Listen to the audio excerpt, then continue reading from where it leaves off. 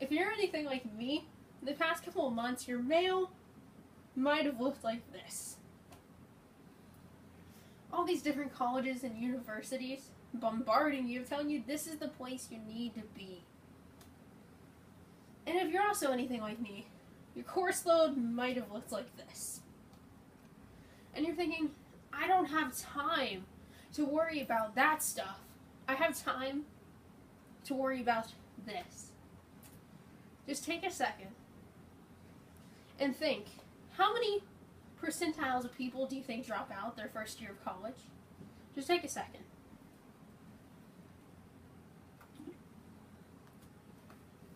Believe it or not, according to collegeatlas.org, 30% of students drop out their freshman year of college.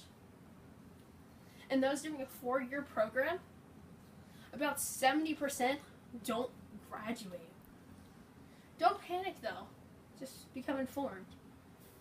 So now I've told you the statistics, and some of you might be thinking, that's not me. I've been a 4.0 GPA person. I went through the IB program. I took 12 AP classes. That's not me. And you're right. Ivy League schools, like Harvard, Harvard's graduation rate is 98%. But that leaves 2% not graduating. Are you one of those?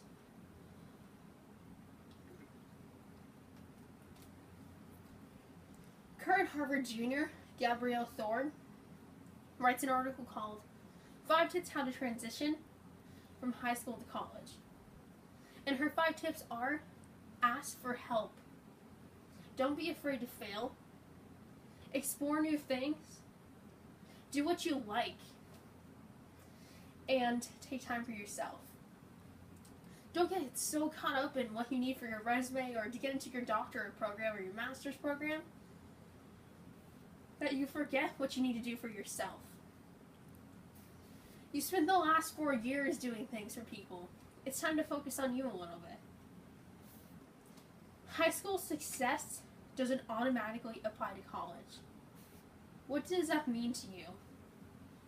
Just think about it. I would like to add something to this quote from 25 Tips to help you survive and thrive your freshman year.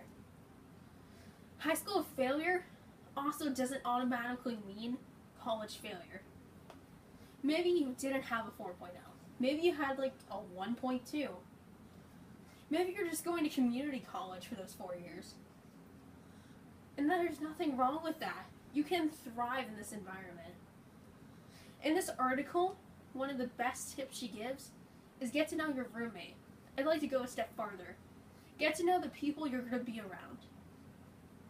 If you're going to be going to a college where you're not staying on campus, get to know the people you're going to be with. Because these are the people that you're going to count on for the next 4 years.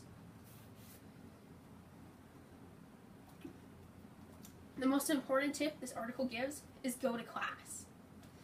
These universities recently have mostly adopted policies that say if you miss so many classes that you failed the class automatically. It wouldn't matter if you got straight hundreds on everything else, you failed because you missed that many classes. Don't put yourself in that situation. You know all these things. I've told you all the stats and you probably remember them. They're probably ingrained in your head and you're freaking out. For some of you, this is your last semester. And it's too late to change what you did the last 4 years. You're just months away from walking across the stage and you're going to have a diploma and they're going to send you out. Kick you out the door and tell you good luck. And that's okay. Keep these tips in mind as you go on to that next phase of your life. You can change from what you did in high school to what you're going to do next year. For others of you, this is your first high school semester. Or maybe you haven't even started. Apply these tips in now because they're going to make your life so much easier 4 years from now. The transition will be so much easier. And for some of us, for all of us really, I'd like to remind you that even though you do need to start thinking about college now, don't let time pass you by. Those 4 years go by pretty quickly.